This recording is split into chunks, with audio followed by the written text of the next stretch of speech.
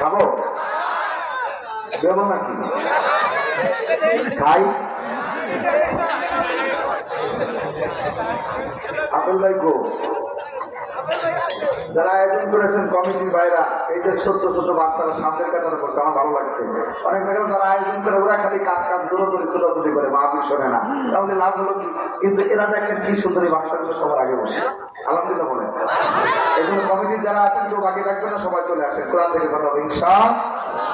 প্রথমে গভীর মনোযোগ আমরা তর্জমা করবো, এরপরে তাফসীর বুঝতে আমাদের সহজ হবে। সবাই আমার সাথে পড়েন জবান খুলে, আউযু বিল্লাহি মিনাশ শাইতানির রাজিম, বিসমিল্লাহির রাহমানির রাহিম, ওয়ালা তাকুলু লিমান ইয়াকতালু ফি সাবিলিল্লাহি আমওয়াত বাল আহইয়াউ ওয়ালাকিন লা তাশউরুন।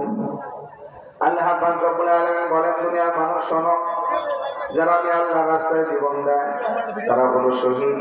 আর শহীদের কোনো মৃত্যু নাই, শহীদ আমি আল্লাহর কাছে জীবিত থাকে। দুনিয়ার মানুষ তোমরা বুঝো না। وَلَنَبْلُوَنَّكُمْ بِشَيْءٍ مِّنَ الْخَوْفِ وَالْجُوعِ وَنَقْصٍ مِّنَ الْأَمْوَالِ وَالْأَنفُسِ وَالثَّمَرَاتِ। আর তোমাদের ঈমানের পরীক্ষা আমি আল্লাহ পাক রব্বুল আলামিন 5টা বিষয় নিব।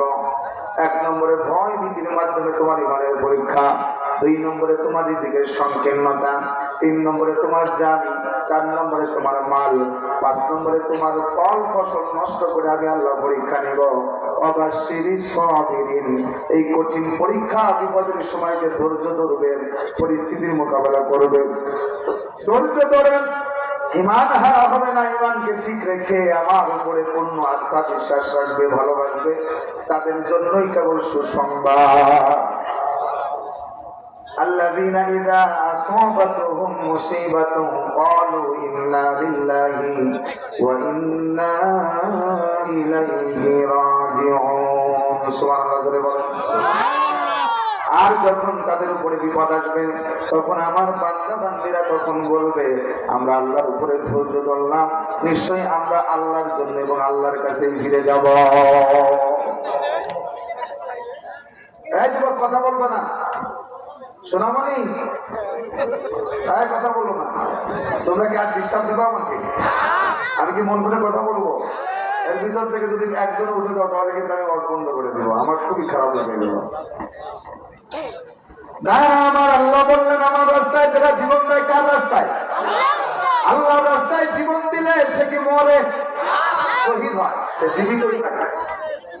সুবহানাল্লাহ বলেন না?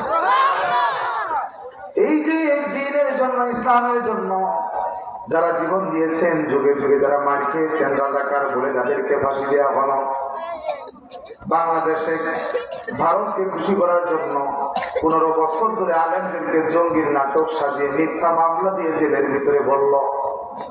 আজকে সব বের হয়ে যাচ্ছে, জঙ্গি বলে বাংলাদেশে কিছু নাই, সব মিথ্যা নাটক ছিল। কথা বল না কেন? আল্লাহ তাআলা হোসেন সাইনি কোরআনের পাখি, আহারে কি সুন্দর সাবলীল ভাষায় বাংলাদেশের মানুষকে, সারা পৃথিবীর বাংলা ভাষা যারা বোঝে তাদেরকে কোরআন বুঝিয়েছেন। হাজার লক্ষ লক্ষ মানুষ যার তাফসীর শুনে হিদায়াত পেয়ে গেল, সেই মানুষটাকে দীর্ঘদিন পর্যন্ত জেলের ভিতরে বন্দী করে রাখলো খুনি হাসিনা, শুধুমাত্র হিংসার কারণে। আমাদেরকে মানুষ যত ভালো না বাসে, আমি এত বড় নেতা, প্রধানমন্ত্রী, আমার কথা যতটা মানুষ না মানে, সাইডি কথা তার থেকেও বেশি মানে। আমি যেখানে যাই 20,000 30,000-এর বেশি লোক খুঁজে পাওয়া যায় না। স্কুল কলেজ বাধ্যতামূলক বন্ধ, তারপরে আবার দুপুরের খাবার ফ্রি, বিরিয়ানির প্যাকেট দেয়, বাস ভাড়া, ট্রাক ভাড়া ফ্রি করে দেয়, নেতাদের মিটিং এ আসতে পারে 500 করে টাকা দেয়। কিন্তু মামুনুল হক যেখানেই যায় লক্ষ লক্ষ মানুষ পাগলের মতো ছুটে আসে। কিছুদিন আগে মনে হয় আপনাদের কুড়িগ্রাম এলাকাও ঘুরে গিয়েছেন, লক্ষ লক্ষ মানুষ পাগল হয়ে ছুটে আসে। এটাই হলো ডাইনি হাসিনার হিংসার কারণ। আল্লাহ মিজানুর রহমান আজারি যেখানেই যাক লক্ষ আলেমদেরকে টাকা দেয় নাই, পয়সা দেয় নাই, খাবার দেয় নাই, নিজের পকেটের টাকা খরচ করে বাংলাদেশের মানুষ আলেমদেরকে ভালোবাসে। ঈশ্বর চর্মনায়রা হক্কানি পীররা যেখানে যায় সেখানে লক্ষ লক্ষ মানুষ আল্লাহু আকবার। এগুলো দেখে দেখে ভারত বুঝতে পেরেছে এইভাবে যদি আলেমদেরকে মানুষ ভালোবাসে, আলেমদের পিছনে যুবকরা পাগল হলো, আলেমদের পিছনে সমস্ত মানুষেরা পাগল হলো, এইভাবে যদি বাংলার জমিন চলে তাহলে ভারত বুঝতে পেরেছে বাংলাদেশ আফগানিস্তান হয়ে গেল। ওই আফগানে 20 বছর আমেরিকা নির্যাতন করলো, জুলুম করলো, খুন করলো, বোমা মারছে, এখনো আফগানের জমিনে ভালো ফসল হয় না। এত নির্যাতন করছে আফগানিস্তানের মুসলমান। ওই তালেবানের দল ডাক দিয়ে বলে, রে আফগানের মুসলমান, বাঁচলে একসাথে বাঁচবো, মরলে একসাথে মরবো, ঈমান নিয়ে মরবো, সুবহানাল্লাহ।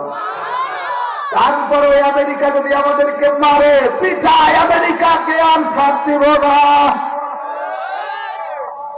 আমাদের একটা লাখ যদি এখন পড়ে, আমেরিকার 10টা সৈন্যকে আমরা শেষ করে ফেলবো।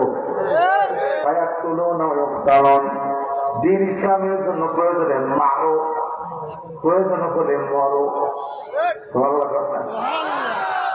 আফগানের মুসলমান পৃথিবীর সব থেকে বড় শক্তি, বড় শক্তি আমেরিকা। তাদের বিরুদ্ধে রুখে দাঁড়াবো। 20 বছর মার খেয়েছি, আর মার খাইতে চাই না।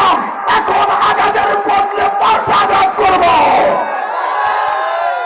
এই আফগানের বুকে দিন কায়েম করব। তারা যখন প্রতিশোধের বারুদ যখন অন্তরে জ্বলে উঠলো, তাতানাজ্জালু আলাইহিমুল এরে মুসলমান, যে আল্লাহ বদরের ময়দানে, বদরের প্রান্তে সাহাবীদেরকে আসমান থেকে ফেরেশতা পাঠায় সহযোগিতা করেছেন, ওই আল্লাহ এখন নাই? এখনো যদি আমরা বদরি সেই সাহাবীদের মধ্যে ঈমান শক্ত করে কাফেরদের বিরুদ্ধে আমরা যদি প্রতিবাদ করতে পারি, আমাদেরকেও সাহায্য করবে আল্লাহ। আফগানের মুসলমান প্রতিবাদ করলো, ফলাফল কি হলো? যখন মাস শুরু করছে, কিন্তু আফগানিস্তানের তো অস্ত্র নাই, আর আমেরিকার সৈন্যদের দামি অস্ত্র, দামি পোশাক, ভালো খাওয়া, ভালো বেতন, সুযোগ সুবিধা সব আছে। আফগানের মুসলমানের অস্ত্র নাই, ভাঙ্গা লাঠি, ভাঙ্গা দা যা ছিল তাই নিয়ে ময়দানে ঝাঁপিয়ে পড়েছে। সঙ্গে সঙ্গে আল্লাহ ডাক দিয়ে কয়, যখন তোমরা প্রতিবাদ করবা, আমার নবী, আমার হাবিব জনাব রাসূলুল্লাহ সাল্লাল্লাহু আলাইহি সাল্লাম যখন মক্কায় ছিলেন কোনোদিন প্রতিবাদ করেন নাই। মার খেয়েছেন, ধৈর্য ধরেছেন, কিন্তু হিজরত করে মক্কায় থাকতে দিল না, মদিনায় চলে গেল। তখনও কাফেরের দল আমার রাসূলকে শেষ করার জন্য, ইসলাম ধ্বংস করার জন্য উঠে পড়ে লাগলো। আমার আল্লাহ ডাক দিয়ে কয়, দোস্ত আর বসে থাকবেন না, ময়দানে নামেন। আমার নবীজি নামলেন সাহাবীদেরকে নিয়ে। যখন নেমে গেছে, নবী ডাক দিয়ে বলে, আমি মক্কায় কোনোদিন প্রতিবাদ করি নাই, মাস সহ্য করেছি, কিন্তু এখনো যেহেতু ওরা ইসলামকে শেষ করতে চায়, আমাকে ধ্বংস করতে চায়, আর বসে থাকবো না। মদিনায় মাত্র 10 বছর জীবিত ছিলেন, মদিনার 10 বছরে 27টা যুদ্ধ করছেন, নিজে সেনাপতি তরবারি হাতে নিছেন, আর আমি আর আপনি খালি সুবহানাল্লাহ, আলহামদুলিল্লাহ, আর সবজি কলা দুধ খেয়ে খেয়ে তেল তেল করে জান্নাতে যাওয়ার স্বপ্ন দেখতেছি। কথা বল না কেন? দিন কায়েমের জন্য প্রয়োজনে রক্ত দেওয়া লাগলে রক্ত দেওয়া লাগবে, রাজি আছে না নাই?